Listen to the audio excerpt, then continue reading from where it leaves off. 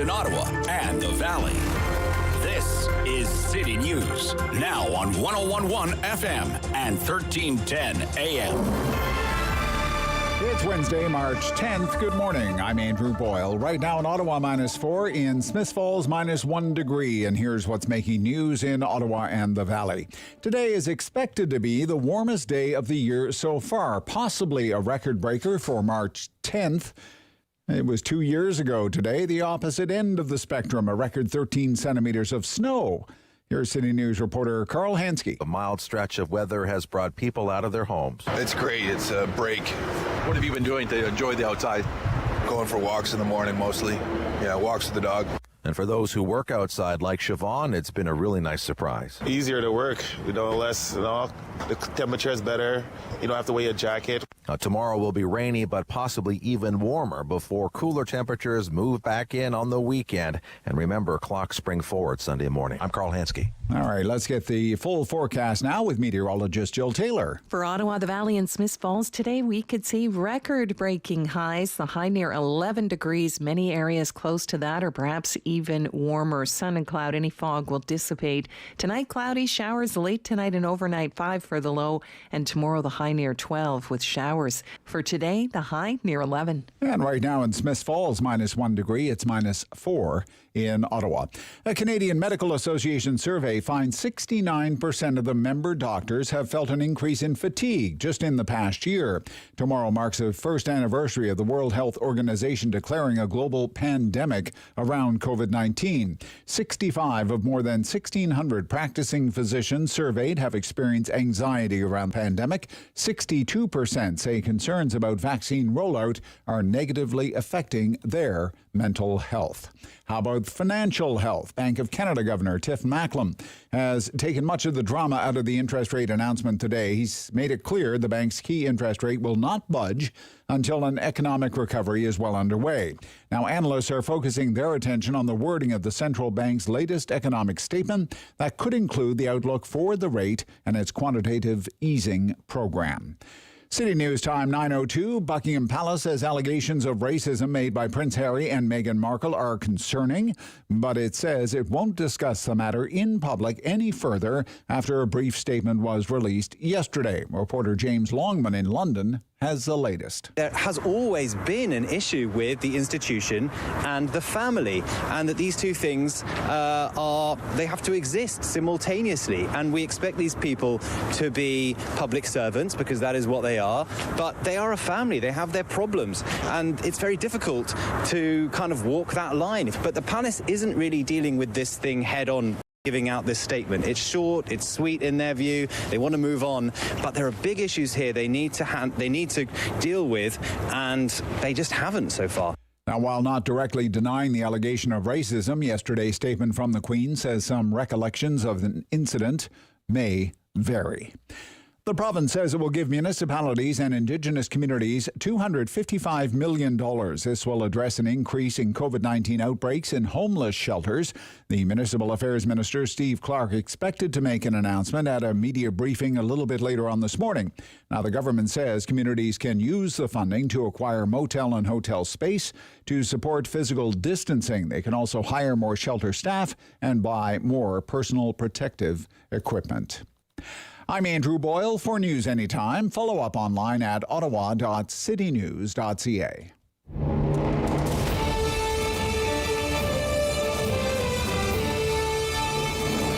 Inform your opinion.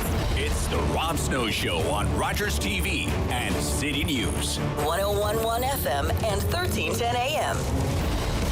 The warmest day of the year so far. I can tell you it's the warmest day in 110 days. I looked it up. Warmest day since November 20th of last year, when it hit 15 degrees in Ottawa. Environment Canada says it's going to hit plus 12 today. Jill is saying it's going to hit plus 11. The record is 12.7, hit in 1977. And in fact, I was looking up the weather records for this morning. I guess we were having a warm spell back in 1977 because tomorrow's record high, 10.7, set in 1977. And Friday's record high, 12.1, set in 1977, which was, as you know, a great year. 1977, Star Wars came out. And so did Rumors by Fleetwood Mac. Yes, it was a heck of a year. Good morning. This is the Rob Snow Show on Rogers TV and City News. Great program ahead for you. And as always, I want to thank you for sharing part of the day with us. We're heavy into the politics this morning. On Wednesday, we help you score your political fix. And we have a pair of the best analysts in the country on this morning. Andrew Brander, Crestview. He's more on the right side of things. And Karl Belanger of Traxxion. He's more on the left side of things. He used to work for a guy named Jack Layton. And as always, I will just be fair and balanced. I'll be right in the middle. But we're going to talk about, the problems with the Conservative Party. It has to be frustrating for Aaron O'Toole, the new leader. He hasn't had any kind of honeymoon at all. He didn't even get to go on the Maid of the Mist at Niagara Falls. You know, he has the religious right in his party trying to drive the agenda, trying to drive the party into the ground, make things like abortion and conversion therapy and gay marriage the big issues at the upcoming policy convention. If they succeed in doing that, they will guarantee a Liberal landslide election victory. Take it to the bank. O'Toole at a news conference yesterday, the first 2 or 3 questions, all about abortion. I don't think the media asked him a single question about vaccines, which I thought was the biggest news story in the land. They won't even ask the opposition leader about it, but that's what it is to be the Conservative leader. It's one of the things you sign up for, and O'Toole will only be asked about abortion probably 7,000, 8,000 times between now and the end of the election campaign. It just comes with the territory. Meantime, the Liberals, right? The Liberals, they prorogued Parliament. They haven't brought in a budget in 2 years. Their vaccine rollout has been a disaster and a global embarrassment. They have a deficit of $400 billion. The national debt is north of $1 trillion. We have 2 million Canadians unemployed. The military's in a crisis of leadership. We don't have a governor general. You can't buy a house in a city unless you're a millionaire. And the eastern half of the country could soon run out of gasoline. Other than that, everything's fine. And if the election was held today, it would be the Liberals in a landslide and 4 more years of Trudeau. 4. Our political fix coming up after the 9:30 news. I know, right, David? It's crazy, right? Going to talk about some climate/energy-related news this morning. Carbon capture and storage. Province of Alberta wants to make a big move into this. Carbon capture and storage. This is about the only issue that sees Jason Kenney and Justin Trudeau getting along. Remember, Jason Kenney once said, Justin Trudeau has the depth of a finger bowl. They don't really like each other. Carbon capture and storage, what is it? Well, it's what it sounds like, from what I gather. You capture the carbon. Capture it. Okay? Capture it, and you bury it deep underground, like 2 kilometers underground. That'll teach you carbon to warm up the atmosphere.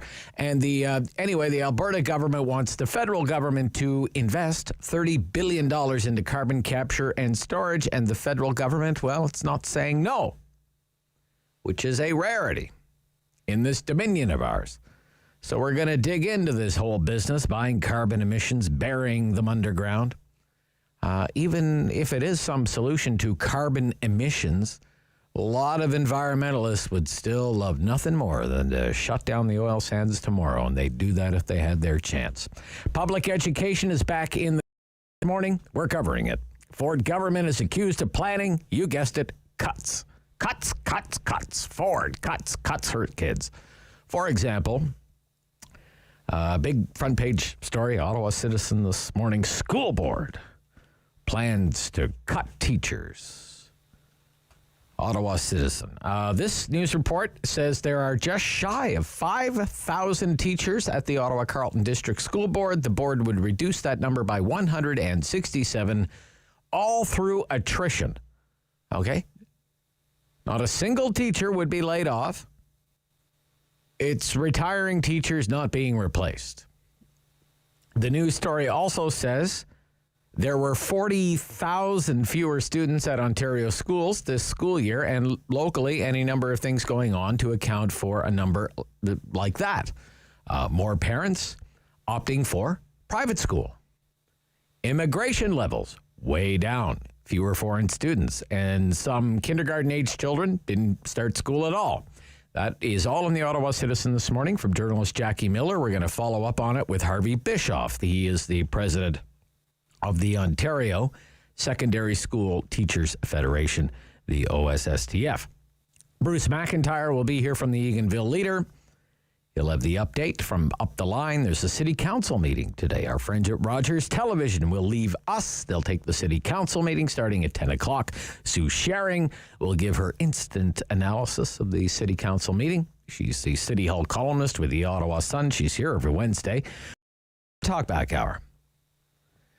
We will do the Talkback Hour coming up between 10 and 11 o'clock. And my theme for the Talkback Hour today is the last normal day. The last normal day. I'm kind of feeling, well, I guess I'm kind of feeling nostalgic today, to tell you the truth. After the year that we've been through, I am contemplative. Tomorrow, as you know by now, is the first anniversary of the declaration of the pandemic by the World Health Organization. Declared the pandemic 1 year ago tomorrow, March 11th. Tomorrow, also the first day that the first anniversary of the first case being reported in Ottawa. Tomorrow is the day that the NBA shut down. Tomorrow is the anniversary of the day that Tom Hanks announced, hey, me and my wife, we've tested positive for coronavirus. Most people are still calling it coronavirus back then. It was the day that the world changed for so many people in so many ways. And I would like your take today and get some reflections from you on the last normal day. When you think about what you were doing about a year ago, before everything changed, what comes to mind? What comes to mind? For me, it's going out with a friend of mine, with a buddy of mine, to lunch in a restaurant. Something I normally would not think twice about, and now I just wonder when I will even be able to do that again. When I would feel comfortable doing that again. Memories. Before life changed. During the Talkback Hour, we do the Talkback Hour between 10 and 11. We do it every morning here on the Rob Snow Show. Take an hour of talk radio. We set it aside. We turn it over to you for your phone calls, for your opinions, and for today, your reflections on the last year.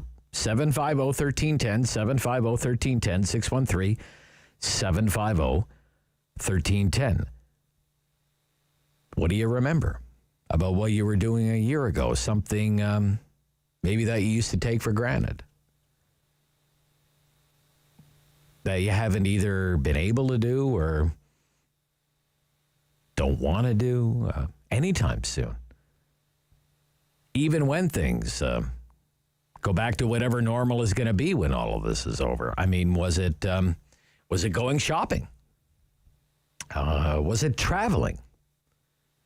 I remember Lowell Green was in the Bahamas. David, a year ago, were you in Myrtle Beach a year ago? Were you? Myrtle Beach, South Carolina. You were there a year ago. I was on the golf course, TPC Myrtle Beach. Right now? Really? Yep. This time last year. March 10th. Okay. Yep. Yeah, see, there you go.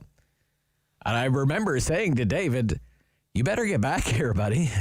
And they made him, he had just been hired here, right? You just got hired here. It was my third week. It was your third week, and I was into my third month. Yep. And you had to stay home for 2 weeks. David booked the show from home for 2 weeks after he got home. Did they give you a hard time at the border? I'm trying to remember when you came back. No, we sailed right through the land border. No, didn't even ask us if we had symptoms or anything like that. So a year ago, I mean, Lowell was in the Bahamas. You were in Myrtle Beach. I was here working. But what about you? It was a visiting family. Was it, did you go into the movies, go into a hockey game? Out for dinner, out for drinks, sitting in rush hour, riding light rail, going to the office. We interviewed Doug Porter 2-3 weeks ago. He's the chief economist at the Bank of Montreal. Chief economist, Bank of Montreal, hasn't been to the office on Bay Street in 11 months. 11 months he hasn't been to the office. When you think about the last normal day, what do you remember before life changed forever? This is the Rob Snow Show on City News.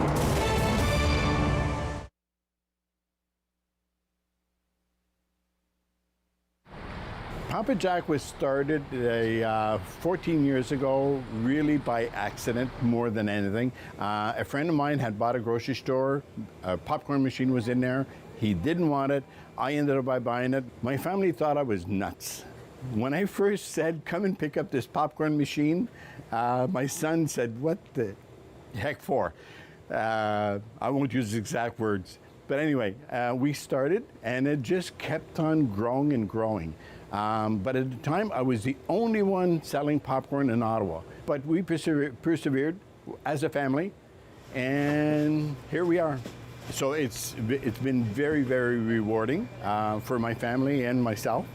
And to see our brand name, Papa Jack, and Papa Jack came out of, I wanted something that was going to be very bilingual. So Papa, and then in Ontario, everybody called me Jack, even though my name is Jacques. In Quebec, it's fine, it's Jacques, but in Ontario, it was always Jack. So we married the two together, Papa, Jack. With the store that we have on Thurston Drive, it basically, the factory's in the back. If you come into the store, you can see how the popcorn is being made during the week. So it adds an extra layer of, you can see the sanitation, you can see how we do it. It's not like making popcorn. Most people thought when I started this, I was making popcorn in my garage or in my basement. No, never did.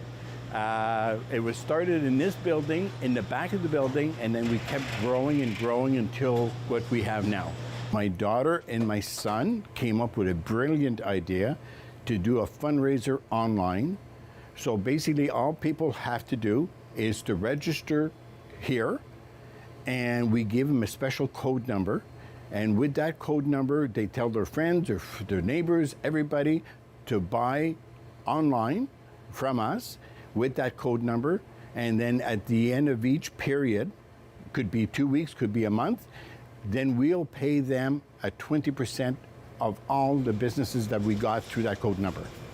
One thing I'd like to say is thank you to all the Ottawa people who have supported us and support local businesses. Sometimes people, they talk about buying locally.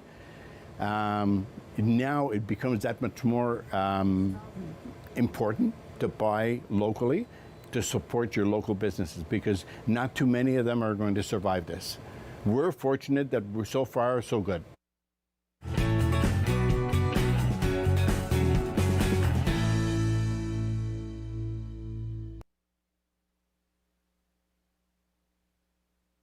The world is changing.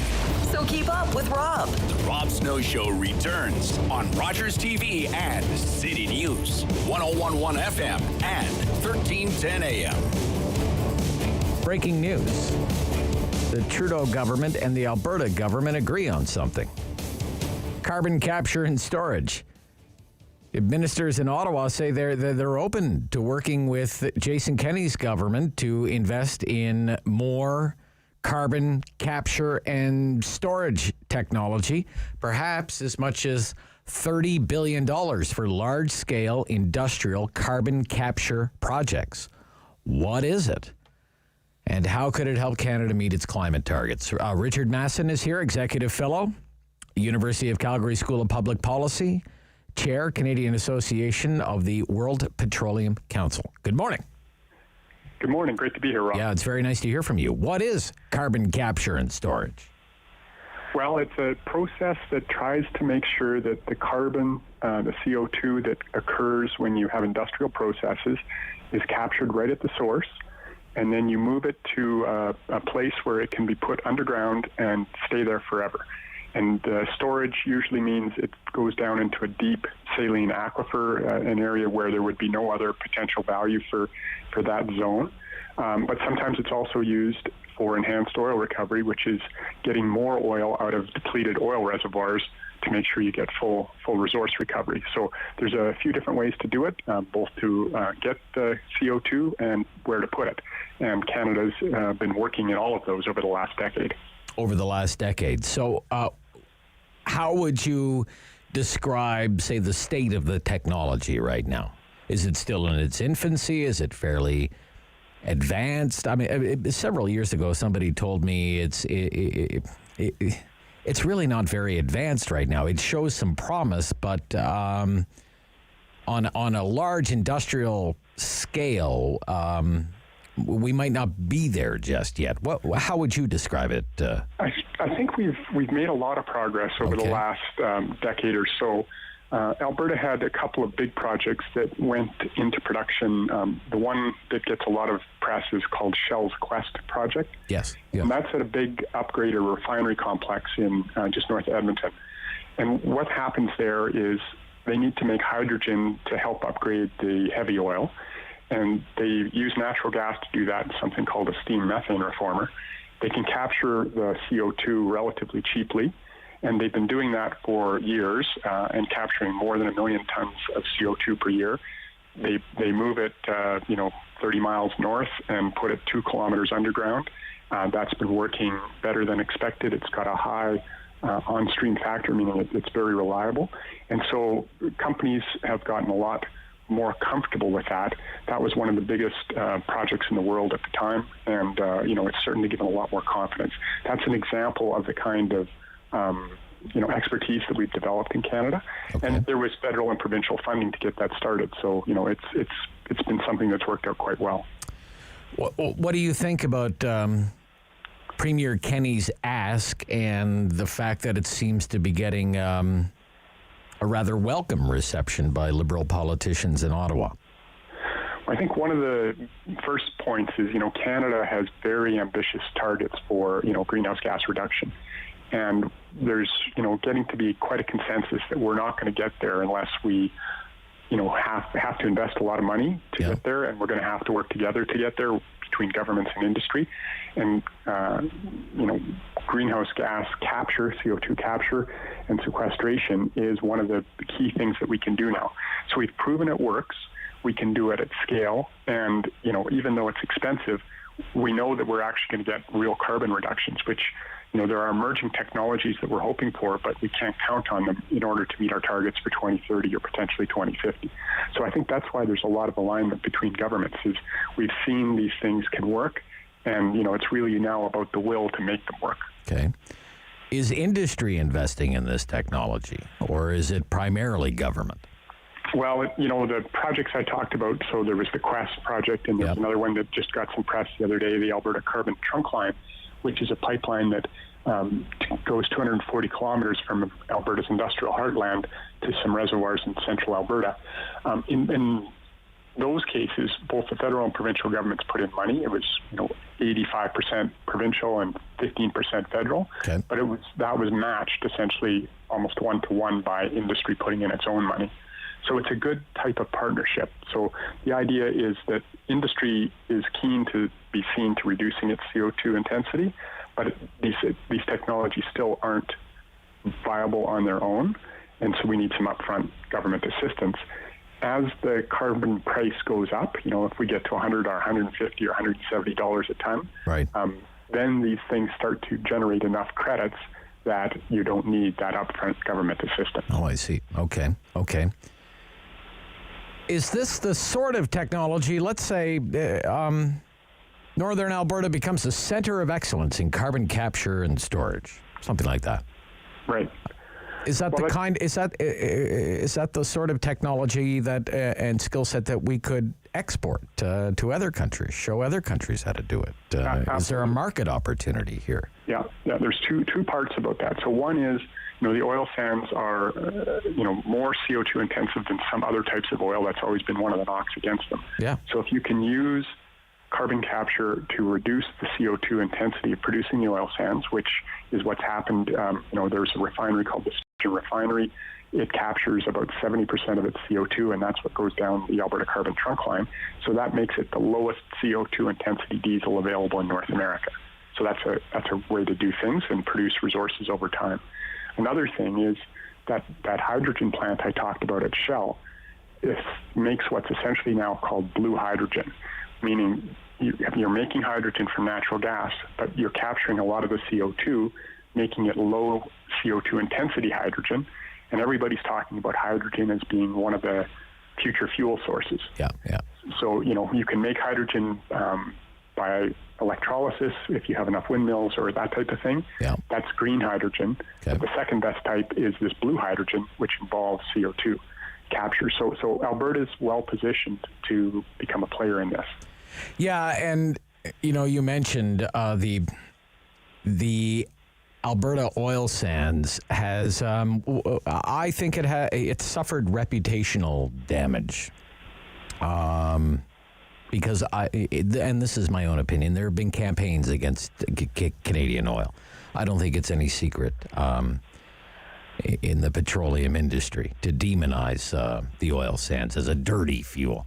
I do wonder if a technology like this could help rehabilitate the industry's image. What do you think? Well, I think it's very much about that. And the oil sands in the scheme of time, and I've been involved in for 30 plus years in the oil sands, it is a relatively new industry, right? And Canada has, the oil sands are unique pretty much to Canada. So we've led research globally in how to produce them. And so the greenhouse gas intensity has dropped something like 18 or 20% over the last decade as we've learned more. Yeah. And there's an expectation we can reduce it further by 20% over the coming decade. So there's continuous improvement, in how to get the oil out of the ground and how to move it, how to process it that reduces its greenhouse gases. And this is part of it. If we can, we know the resources there, we have, really good understanding about how to produce it. If we can make it low CO2 intensity, it becomes one of the types of oil that should be carrying us for the next 10 or 20 or 30 years until we get to the transition point. So, yeah, I think this is a real opportunity for governments to work together with industry to make sure that we get the most value for our resource and the most taxes and royalties and jobs. Okay. Mr. Masson, thanks for your time. Very informative this morning. Yeah, no problem. I appreciate the opportunity. Yeah, Richard Masson, Executive Fellow, University of Calgary School of Public Policy, Chair, Canadian Association, World Petroleum Council. Your political fix. After the news on City News.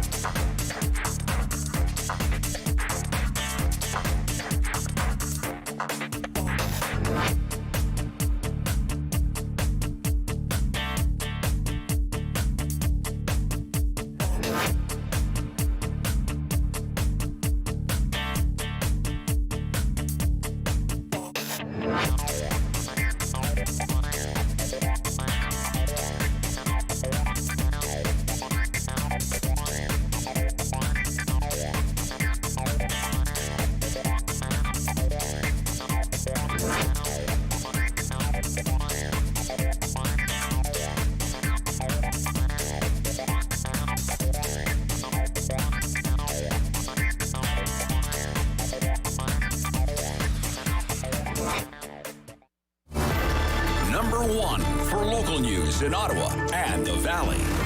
This is City News, now on 101.1 FM and 1310 AM. It's Wednesday, March 10th. Good morning. I'm Andrew Boyle. Right now in Ottawa, -1 degree. In Smiths Falls, it's 2 degrees. Here's what's making news this hour. A new task force has been announced by the province. This one will concentrate on the tourism sector. Former PC leader in the province, Tim Hudak, will chair the task force. It's been charged with coming up with recommendations to help the province's tourism sector recover from the COVID-19 pandemic. The Crown is asking for a 6-year sentence be imposed today on a Manitoba military reservist who pleaded guilty last month to weapons charges and mischief. 46-year-old Corey Huron initially faced 21 weapons charges and a charge of threatening the Prime Minister for ramming the gate at Rideau Hall and heading for Justin Trudeau's home on the premises. Huron's lawyer wants a lesser sentence, saying his client just made a series of bad decisions. Chances are your mortgage or loan is not going to be affected by the Bank of Canada rate announcement today. The rate expected to remain at 1/4%. That's the lowest it can go. Economists are waiting to hear what the central bank, though, says in its latest economic statement.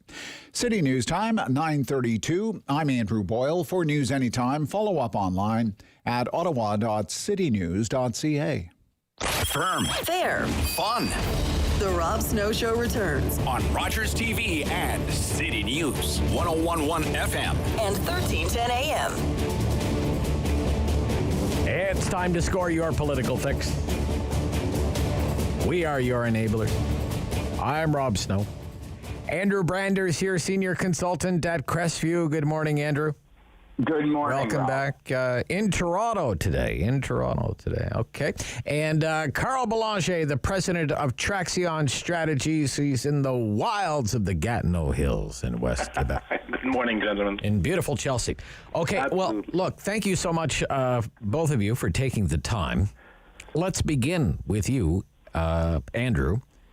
Certainly, there's been no shortage of editorial commentary about the problems within the Conservative Party right now, much of them having to do with religious conservatives, the religious right, the so-called social conservatives. There's a policy convention coming up in a little more than a week's time. It seems like the Derek Sloans of the world are going to try and hijack that event. What should Aaron O'Toole do about his SoCon problem? Well, fortunately, Rob, the Prime Minister certainly continues to make the job of leader of the opposition very easy for Aaron O'Toole. So you're absolutely quite right in saying that Aaron's bigger challenge is actually that second hat he wears as leader of the Conservatives. And that is the one that's proving to be a little harder for him to manage. And what you've seen play out in the media is obviously a series of events in pre-positioning ahead of next week's convention, which really is the first test of Aaron's leadership. Which is why I think you see Aaron doing what he did yesterday, and I think it's exactly what he needs to do. Yesterday's statement reaffirming his position solidly in the pro-choice camp seems to be he sort of came out of nowhere, but signals to me that the party leadership has run the numbers on next week's convention. They know who's going to be there. They know there's a number of motions that are going to pass the Conservative convention next week. And Aaron wants to be on the record and exceptionally clear that he has contrary positions on some of these positions. So I think he's trying to manage it by getting ahead of it. And luckily for him, the good news is because it's a virtual convention, I do think it will likely be less dramatic than conventions we've seen in the past. You won't see that same level of sort of heated debate on the floor. Okay. And really, that's going to be key to him keeping this party and the coalition together. Just before we get Karl, this is David Aiken during the news conference yesterday for the Leader of the Opposition, Aaron O'Toole, putting a question to the Leader of the Opposition. And it looks like there may be some Conservatives who essentially want to relitigate, I think, the leadership race and want to enshrine in the party's constitution some language that some people say would be pro-life and would not be pro-choice. Can you speak to that? Well, thanks, David. As you know, we have a grassroots party, and it's a big tent with different perspectives in it. As leader, I was elected as someone that has a track record very clear on these issues with respect to rights, and I think they're very important. I'm pro-choice, and I've always stood for rights of Canadians. Our approach will be focused on the challenges the country is facing. The slow vaccine rollout, the lack of a plan for a national program of rapid tests, and an economic rebuilding after COVID-19. Okay, so I actually like the way he answered that. Big tent, and then pivot to what I want to talk about. Not bad, actually, Mr. O'Toole. Nevertheless, he'll be asked this hundreds of times about abortion, about gay rights, about conversion therapy, and he has a constituency in that party that would love nothing more than to talk about all of those issues. So what should Aaron O'Toole do about this, in your opinion? Karl Belanger. It's a difficult position for Aaron O'Toole, and sadly for him, that constituency not only wants to talk about these issues, they want to put it at the forefront of the political offer of the Conservative Party, but they are also the very people that are most active and give the most money and are most involved and are showing up to these events. So the issue for Aaron O'Toole is that social conservative base doesn't necessarily care about winning elections. What they want is to be right and to be proven right and to show everybody else that they're right. In that sense, it reminds me a bit of the NDP, where winning doesn't really matter as long as you're right and righteous, and that doesn't lead to a big tent party. Actually, it doesn't lead to making the compromise that you need to make to form a grand electoral coalition the way Brian Mulroney and his predecessors were able to do under the Progressive Conservative banner. That all exploded in the 90s, as we well remember. And the issue here at play for the Conservative is, can you build a big tent party while keeping that very vocal, very active, very belligerent, I would dare say, a social conservative wing of the party in the position that they're in. Yeah.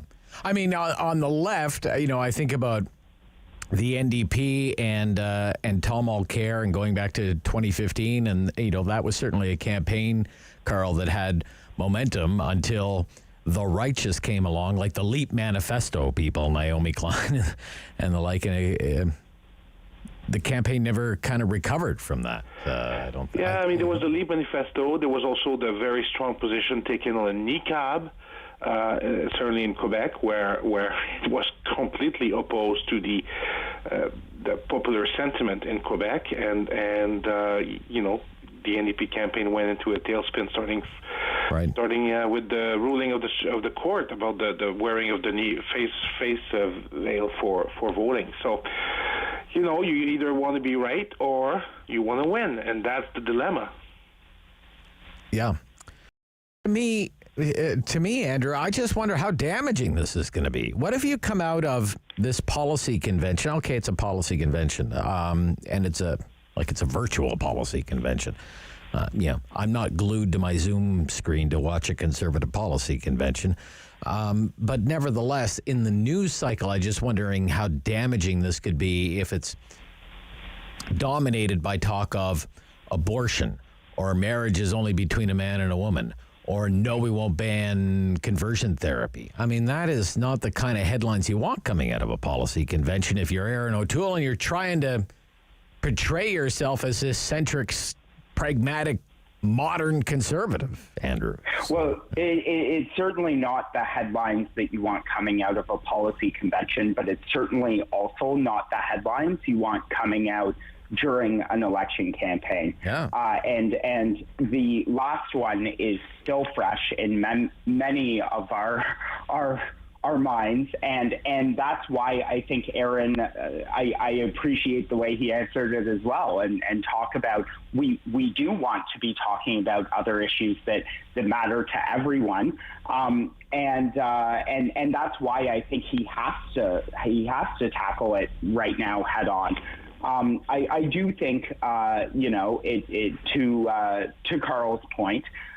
Aaron did actually win the leadership by amassing support of the social conservatives who, as Karl said, want to be right. But he also won the support of many red Tories by making the argument to them that he was the best choice to keep the party united. So he actually needs to... Yeah, but they feel abandoned now. They feel betrayed now. They feel that he lied to them. Right. Yeah, right. And so I mean that's a danger, and that's something that he's going to have to address. What's standing in in the biggest sort of thing in favor of Aaron's continued success in this, quite honestly, is the lack of a natural leader from that movement. The two natural ones that, they came to mind from the last leadership, one's been removed from caucus, one's yet to be elected. So I do think that, one saving grace for Aaron is the fact that there's not a natural leader emerging from that movement. I mean, one of the issues that I think about here, Karl, is Stephen Harper was so often accused of having the hidden agenda, soldiers in the streets, choose your Canada, all this. After this policy convention, the Liberals could just turn around and say, hidden agenda, it's not even hidden anymore. That's right. Right? That's right. And Aaron O'Toole, as party leader, will have to approve some of these voices to run on his slate, therefore allowing them to keep campaigning on these issues. And for the Liberals and the NEP, it will be very easy to point out that these candidates, name them one by one, pick out their statement and say, look at this one, this is what they're saying, that's their agenda, that's where they're going. And you can bet all the money in the world that the Liberal fear machine will raise that ghost all the time during the campaign, because they'd rather talk about that issue than the way to manage a pandemic. Yeah. And this convention will give them, I mean, it's a virtual convention, so I'm curious to see how it's going to play out. It's not the same as being on the floor and having media rooming the room and talking to individuals to find out those that are that have views that are seen that they're not palatable to the mainstream voters. But nevertheless, you can be sure that there will be a lot of NDP operatives recording that convention to clip and feed those clips back to Canadian voters come election time. All right. David's going to play. This is just for the sake of a trip down memory lane. Okay, David? Go ahead, David. Stephen Harper actually announced he wants to increase military presence in our cities. Canadian cities. Soldiers with guns. Soldiers with guns. In our cities. In our city. In Canada. In Canada. We did not make this up. You totally made it up. Okay. All right. Oh, yeah, boy. That was a good one. Yeah. We've just lost Andrew there. We're going to reconnect Karl. But one of my fears also, you talked about trying to build a grand coalition. Whatever you think of Mr. Harper, he did the deal with Mr. McKay, and he rebuilt the Conservative Party of Canada. Here it is, a force in Canadian politics. Governed for 10 years, even had a majority government win in 2011. Something that seemed impossible just years earlier. I wonder, given how, depending on how all of this goes, whether we could see the Conservative Party splinter apart, and do we go back to these days of, red Tories and Western reformers and pro-lifers, and it's not a united party anymore. Do you think is that out of the realm of possibility, Karl? What do you think? No, absolutely. It's a danger. It's a threat. And you already had a former Harper cabinet minister leave to create his own party. That would be Maxime Bernier and the People's Party. Didn't do so much during the last campaign, except that for some conservative, he's a threat on the right flank. Same goes for the Wexit party, or Jay Hill was a Harper guy, right? Yeah, right. Yeah, exactly, another Harper guy. And so, will these? Well, if you look at the polls in the western provinces, certainly, when you look at the other category, it's higher than it's been, and one can assume that these are voters that have left the Conservative Party and are parking their votes there because they're unhappy with what's happening right now with the Grand Tent coalition that is not so grand anymore. Despite, and this is where I'm going to give credit, the Conservative and Erin O'Toole are trying hard to keep their Quebec wing from going back to the Bloc Québécois, right? And they're pushing hard on Quebec issues, but at the same time, I think that has a potential to backfire in these western provinces. Okay. On that one, entering Conservative Party, what do you think, Andrew? How likely is that? Certainly a danger. But as I mentioned before, and Karl was mentioning some of the examples that we've seen in recent history, I think Tories are looking at those who have tried this experiment and have not seen the success that they were expecting from it. So I think people are actually using that as a case as to why it's better to stay in that tent. And to work for the policies and that we want as a party, and really focus on what we can all agree on, as opposed to those things that separate or divide the factions in the party. But certainly, I mean, we've seen even Premier Kenney, for example, who might have been a natural leader to step up and do something like this.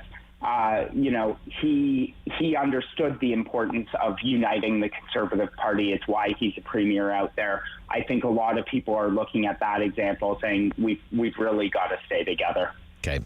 We'll stop here, and then we will turn our attention to the governing Liberals when we come back on your political fix. Rob Snow Show here on City News.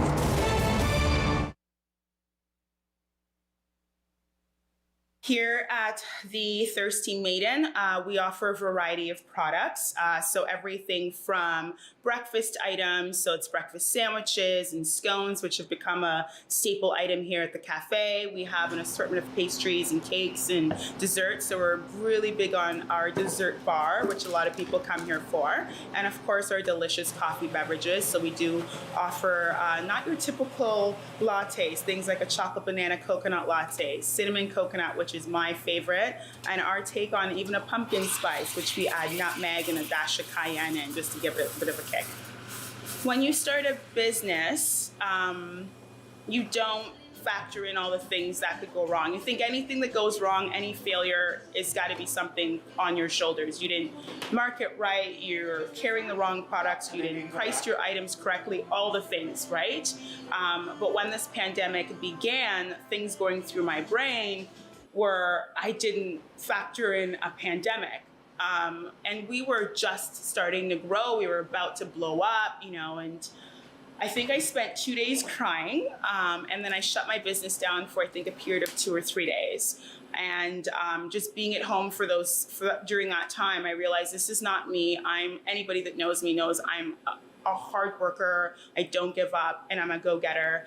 And I started to think, well, I should probably just start clearing out my freezers and posting and seeing who wants to buy what. And that was sort of how I built my momentum back up. I realized that there's still a large number of people that wanted to support us and were looking for the items that I had to provide. So we started there. Then I reopened literally not even 3 or 4 days after I'd closed my doors, and then started doing curbside pickups and deliveries. Started doing the deliveries myself, free deliveries to the local community, going as far as Bell's Corners and Carp as well. And that's why we're still here. This community has really kept us going a year into the pandemic. We've had a changeover of staff a couple times now, and situations change, and when you can't offer hours and hours for your employees, you don't blame them when they have to go elsewhere. So I think that's also been one of the challenges is recruiting, training, and then they leave, and then bringing in more people and recruiting. And anybody in this industry will tell you that that's something we deal with on a regular basis, whether or not COVID's in the mix or not. But more so now, because every time there's a lockdown, there's a risk of, will we make it through? And then you lay off more staff. And again, their situations and their circumstances change.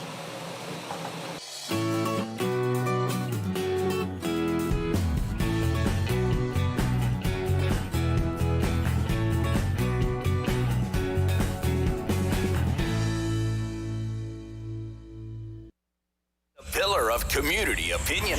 The Rob Snow Show returns on Rogers TV and City News. 101.1 FM and 1310 AM. All right. Here, let's see if we can pick on the Liberals for a little while. Karl Belanger, Traxxion Stratégies. Certainly. Yeah, sure. Andrew Brander from Crestview. Let's pick on the Liberals. Okay. It's been 2 years since a federal budget. Mr. Trudeau was asked about this by our own City News parliamentary correspondent Cormac McSweeney. Roll tape. Can you confirm whether or not we will get a budget by the end of the month? And what is your government's justification for not presenting a fiscal plan this month, given the fact that we haven't had a budget since 2019?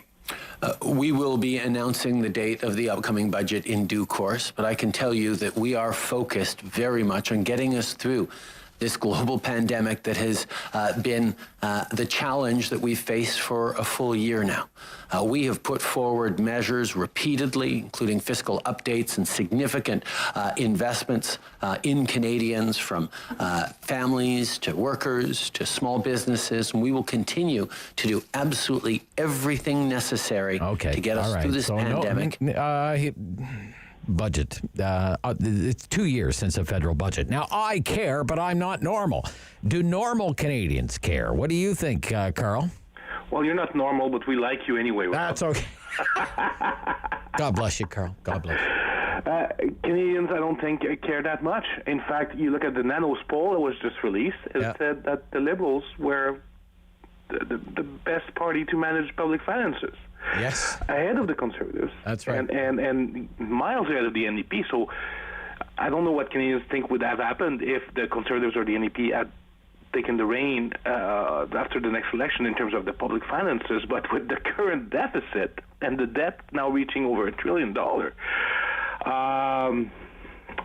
the reality is that the 2015 campaign showed that the public finances as a campaign issue is not what it was once was. The Liberals campaign on creating on the deficit. Yeah. They did not meet their promises. People did not care. Re-elected them. Yeah. And now we have public finances that are out of control compared to other G7 or OECD countries, and it doesn't seem to matter because Canadians still think the Liberals are the best to manage public finances. So the Conservatives, if they're hoping that this is their way to win the next election, if they believe it is their silver bullet, they'll have to rethink that because Canadians don't care that much. Okay. What do you think, Andrew? Well, I care too, Rob. Yeah. But like you. But you're not normal either, Andrew. So. Some would suggest I'm not normal. Exactly. Look, I think it's a great question from Cormac, but I do not think that anyone has ever really thought that this particular government was all that concerned about the budget anyways. So I have to say I do like what the Premier in Ontario did in terms of guaranteeing in legislation the delivery of a budget with the idea of a penalty incurred against the Premier and the Cabinet if they do not deliver on that. However, I mean, in this case, I absolutely think we are going to see a budget this year. I think that budget document is going to serve as the basis for their platform, which is why I think Canadians will care about the budget this year, because they're going to be looking for what's in it for them. Yeah, it'll be a budget/Red Book. Red Book, with many of the same promises as the original Red Book, like, childcare and pharmacare, stuff like that. It'd be like the good old days. Now, if the election was today, the polls suggest the Liberals would win. They do so rather easily. But the election isn't today. Where do you think, Karl, the Liberals are most vulnerable? What are the potential weak spots for the Liberals right now? Well, I think it remains the vaccination rollout and how the variants of the COVID-19 will impact people. With 22,000 people who have died so far and counting, Canada is not among the top countries in the world in terms of their management of the pandemic, but so far they have also not suffered the kind of problems that we've seen in other countries like Italy, France, and Spain, or the UK or the US. So will they be able to roll out the vaccination despite the setbacks, despite the problems, despite the supply problems, in order to avoid a major third wave caused by the variants? And that's the key. That's the key for the Liberals. If they're able to avoid that, then I expect them that they'll want to go to the polls sooner rather than later once a majority of the population has been vaccinated. Andrew, where are the Liberals weak? Yeah, I agree with Karl. It's still the vaccine. Lots of great announcements over the last week. And anything that gets us back to normal faster should be applauded. But do these announcements actually do that? Do approvals and arrivals, actually get the vaccines into people's arms faster? That remains the actual question. And I think, at the end of the day, whether it's the province's responsibilities to actually distribute, if that is not going according to plan, the federal government is still going to wear it. People don't care who's responsible at that point. They're looking for someone to blame. And that's why I would really caution the Liberals in being too sort of glib or forward with any of these announcements around vaccines, because we've seen how quickly things can change. It's a fragile supply chain. Things as common as snowstorms and ice storms can, throw off the distribution and the arrivals completely. Yep. At the end of the day, people want the shot in the arm. And as Karl said, a few weeks ago we were 57th in the world. That we're better today.